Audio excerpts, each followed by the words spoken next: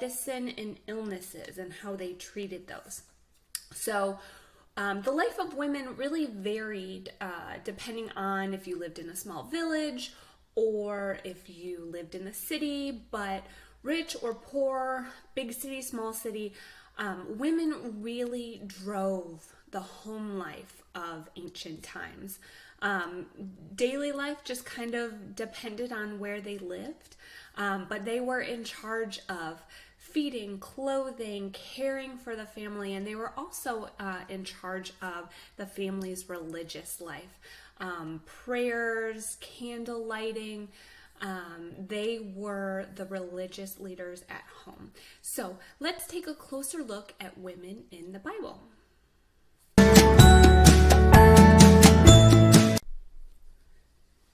At the time, the Jewish religion made several distinctions between women and men. In the Bible, only men could be priests, and some parts of the temple were closed off to women, so they were not able to access some areas. Like men at the time, women most likely knew and worked closely with their neighbors. They worked alongside other men and women in agriculture jobs, in the marketplace. Roman culture allowed for women to conduct their own businesses, lend money, own slaves, study philosophy, and take jobs as nurses or teachers. But it's not clear if rural and poor Jewish women had the same kind of freedom. But it's very likely that these women were active beyond their homes and immediate neighborhoods. Women who were household slaves were often tasked with caring for children, or they did the housework. Agricultural slaves worked in fields. They dyed fabric in operations, fabric dyeing operations, and they would work in fish processing areas. So these were just a couple jobs that women held. Most women were often married by the time they were 15, and if they survived to be in their older years, they would probably give birth to around 6 children. Only about 2 or 3 of these children would survive into adulthood. Roman and Jewish girls were expected to be modest, work hard, follow the rules of their family and their culture. Their home lives varied depending if you were in a village, a town, or a city, but most women shopped for their food or harvested it, prepared it, served it, cleaned up meal-related things. And it was a lot of work to provide food for a family. A woman would need to grind the grain for flour, make dough, bake bread, milk animals, make cheese, tend cooking fires, tend to a garden for produce, purchase or trade at market for food. They would serve breakfast. They would serve yesterday's leftovers plus a bread to family members to take to work with them. They would prepare a main meal, which would probably be a stew of some kind of meat or fish, and then get it ready to do all over again.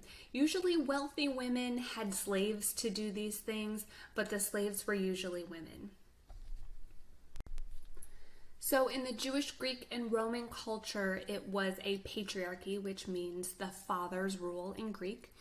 This meant that the men made the rules and women were seen as dependent on male strength, intelligence, morality, control. In this system, daughters were liabilities and widows were vulnerable. There were female business owners and women who took care of themselves and their families without men, but of course this was easier for women with money. Poor women without husbands did not have many options, and that's why Jesus spoke often in the Bible about the importance of taking care of widows and orphans. He emphasized that over and over, and these were most of the most vulnerable people in that culture.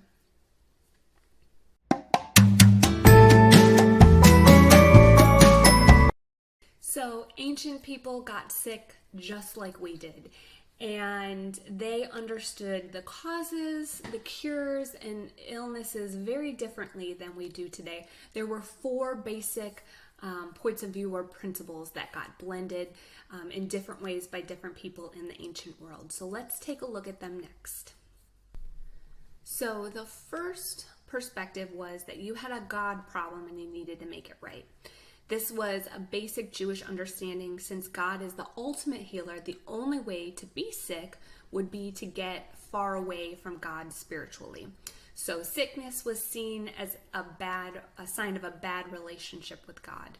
For the Jews, repentance, or being sorry about what you've done wrong, forgiveness and healing, they were all connected. And this is why Jesus often talked about people being healed and forgiven at the same time.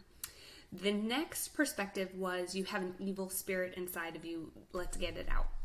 Ancient people didn't understand mental illness the way that we do now. So illnesses weren't obvious when there wasn't a physical aspect.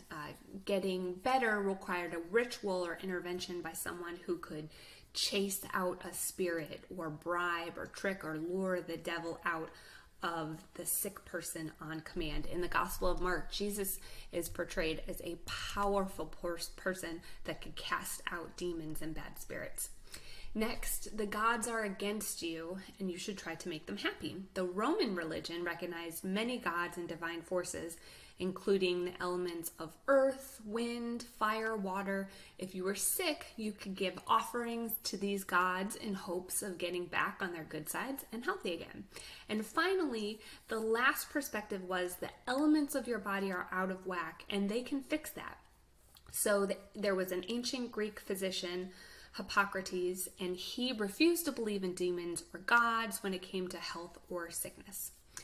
And he taught that health came from the right balance of heat and cold, rest, activity, good nutrition, and modest living. Does that sound familiar to anybody?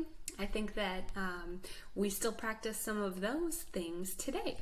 So next, in Jesus' time, there were people called faith healers who used magic and religion to fix illnesses. There were physicians who tried to help people by doing surgery, administering medicines, prescribing procedures like bloodletting, which means they would cut the skin and let it bleed because they thought that the blood was unhealthy. Sweating, bathing in cold water, these healers used their remedies, including camel urine and porcupine blood, to help heal wounds and cure heart pain. So another method was olive oil was put on wounds to help keep them soft and help with healing. Wine and honey were used as antiseptics, which meant that they fight infections. For their antiseptic properties, they were put over wounds.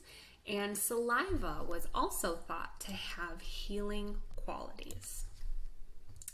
All right, friends, so that was this week's The World That Jesus Knew. We talked about women in the Bible. We talked about how people would treat illness or medicine. And I can't wait until next week until we talk about, since we are getting closer to Easter, crucifixion and death and burial, because I think that ties in to the story of Jesus. So I will see you again next week.